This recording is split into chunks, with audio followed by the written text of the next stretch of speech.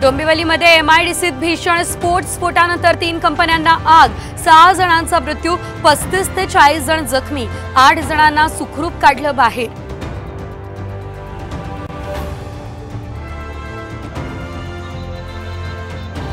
डोंबिवलीमधल्या स्फोटाचे हादरे 1.5 किलोमीटर पर्यंत, बिल्डिंगच्या काचा फुटल्या, हुंदाई शोरूम जळून खाक, साईबाबा मंदिराला झळ।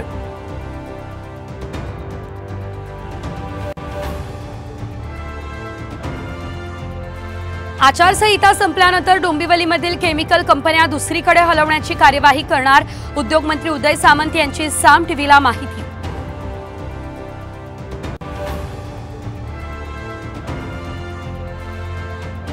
अहमदनगरमध्ये प्रवरा नदीत बुडालेल्यांना वाचवण्यासाठी गेलेल्या एसडीआरएफच्या पथकाची बोट पुलटली, 3 जवानांचा मृत्यू।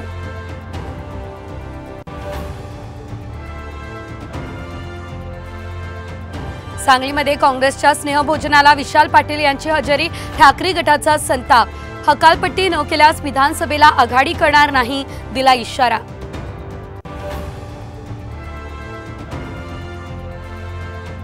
दुष्काळावर उपाययोजना करण्यासाठी आचारसंहिता शिथिल करा, राज्य सरकारची निवडणूक आयोगाला विनंती, मुख्यमंत्री संभाजीनगरमध्ये घेणार दुष्काळाचा आढावा।